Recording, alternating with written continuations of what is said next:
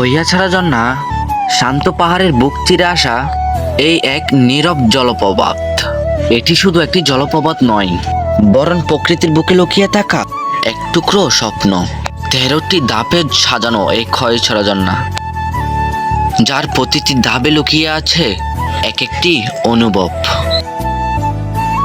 এই অ্যাডভেঞ্চার কেবল শরীরের ক্লান্তি নয়, আর যখনই পৌঁছালাম সর্বোচ্চ চূড়ায়, খুঁজে পেলাম নিজেকে নতুন করে, নতুন ভাবনায়। তাহলে আর দেরি কেন, চলুন একসাথে হারিয়ে যাই আজকের এই ভ্রমণ গন্তব্য খইয়াছড়া ঝর্ণায়। খইয়াছড়া ঝর্ণায় যেতে হলে চট্টগ্রামের মিরাসরাই উপজেলায় অবস্থিত বরদাকুয়া বাজার সংলগ্ন খইয়াছড়া ঝর্ণা বাস স্ট্যান্ডে। আপনি ঢাকা, চট্টগ্রাম কিংবা দেশের যে কোনো জায়গা থেকে আসুন, এই বাস স্ট্যান্ডে আসতে হবে। আমাদের আজকের ভ্রমণ যাত্রা শুরু হয়। হ্যালো বন্ধুরা, শুভ সকাল চৌধুরীহাট থেকে। সো গাইজ, আজকে আমরা যাচ্ছি সীতাকুণ্ডর পরে মিরাসরাই খইয়াছড়া ঝর্ণা। আজকে আমরা যাচ্ছি মিরাসরাই খইয়াছড়া ঝর্ণা। তো আজকে আসি হচ্ছে আমি এখন চৌধুরীহাট, একদম মেন। সো গাইস, আমরা চৌধুরীহাট থেকে চলে আসছি সোজাসুজি একদম বাটিয়ালি মোড়ে। বাটিয়ালি মোড় থেকে একটা বাস ভাড়া করে চলে যাব। গাইস, আমরা এই বাসই করে যাব আজকে।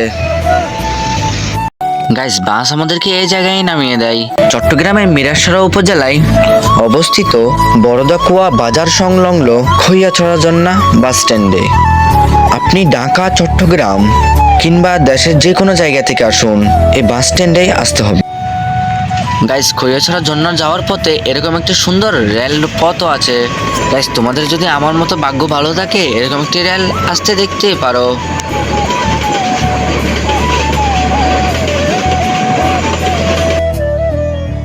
গাইস, এটা হচ্ছে খইয়াছড়া যাওয়ার পথে মেন বাজারটা। এই বাজারটা তোমাদের মাঝেই পড়বে।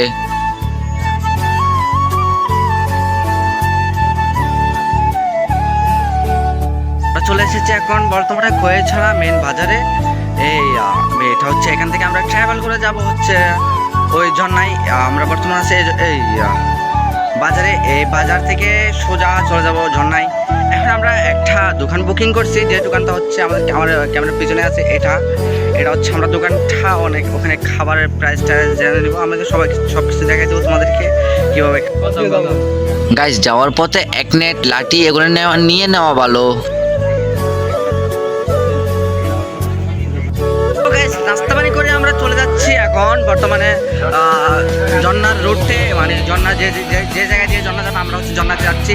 আজকে যাচ্ছি হচ্ছে আমরা খইয়াছড়া ঝর্ণা, যাকে বাংলাদেশের ঝর্ণার রানী বলা হয়, সেই ঝর্ণায় যাচ্ছি আজকে আমরা।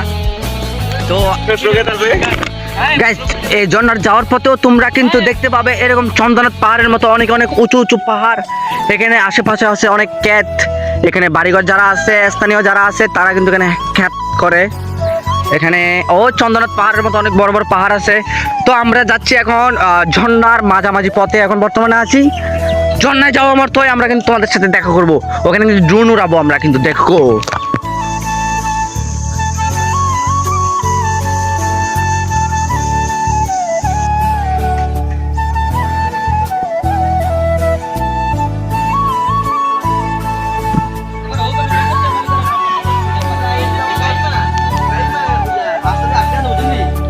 যাওয়ার পথে সামনে একটা টিকিট কাউন্টার পড়বে।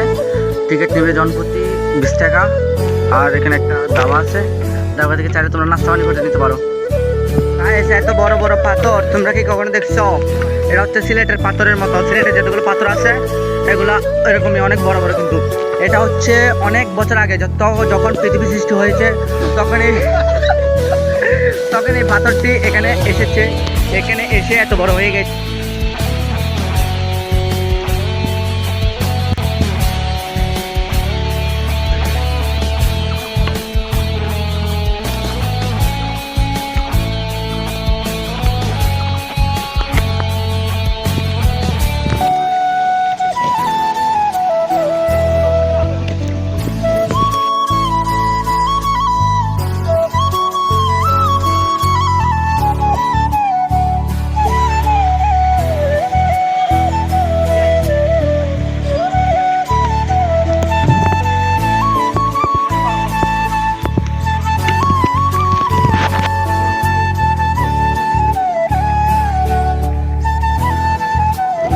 প্রশ্ন করছিলে আমি ড্রোন ভিডিওটা কই পাইছি।